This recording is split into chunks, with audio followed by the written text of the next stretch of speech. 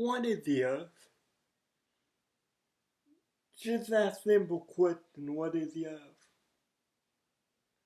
Well, turn with me to Romans 5:8, if you would. Again, that's Romans 5:8.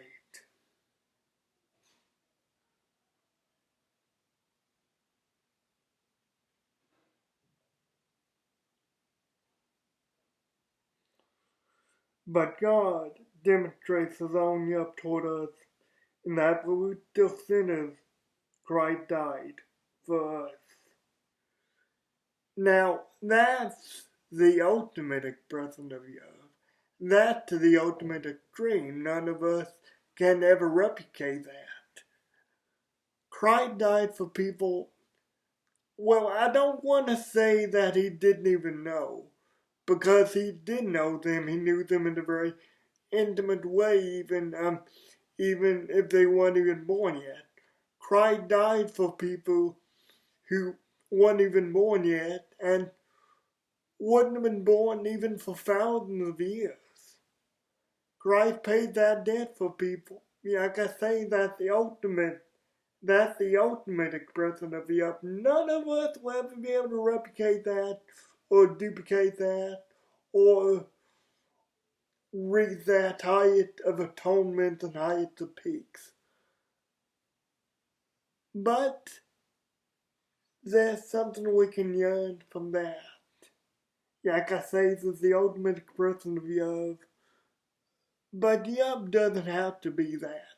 That's a form of love that only Christ could give, and only Christ could give. I'm not just talking about the physical act of dying, but the act of dying for everyone.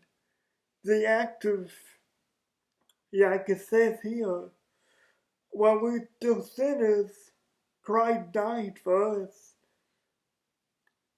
Well, we were still sinners, meaning everyone. Everyone who sinned or has ever sinned or will ever sin in this world, Christ died for. Now that's the extreme. That's the form of love that only Christ could give. But we don't have to do that. It's the small things that maybe demonstrate that someone loves us, or that demonstrate that we're loved by God, or we love them like God loved them. We don't have to go to this, I'm not even gonna say extreme, because we literally couldn't do what Christ did. But we can so love others in little ways. In, well, little meaning, little being in quotes, meaning not as far as Christ went. Don't misunderstand me when I use the word little. Some can be little in your eyes indeed, but it can mean everything in the eyes of someone else. It's the little things that yet people know that they're loved, that they're special, that they're valued. Give you an example. Give you a practical example. I love chili, but I don't love the bean in my chili. So my mom, well, she does several things for me. She does several things for me that demonstrate that she loves me. But in this instance, my mom makes her eat 2 portions of chili for me without beans because she knows I don't like them. Now, I could eat them, but to me, they just don't taste like anything. But being that they are abomination unto the Lord and how much I hate them, that's a summit for next week. I'm sure you all are looking forward to that.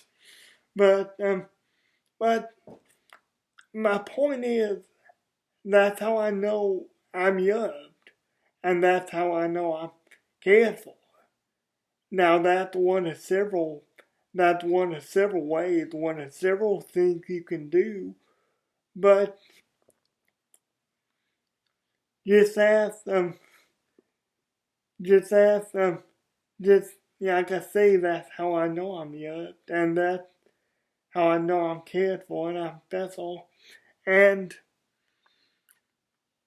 even this, even this verse shows how much Christ loved you. I mean, you may think you're beyond redemption. You may think, okay, there's nothing that can be done. Reread that verse and keep rereading it. But God demonstrates His own love for us. For us. It doesn't specify, it just uses the general term us in this. When we were still sinners, Christ died for us.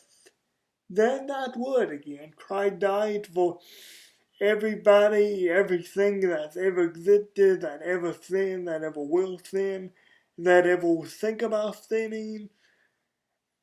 I mean, Christ died for them. That payment is in full.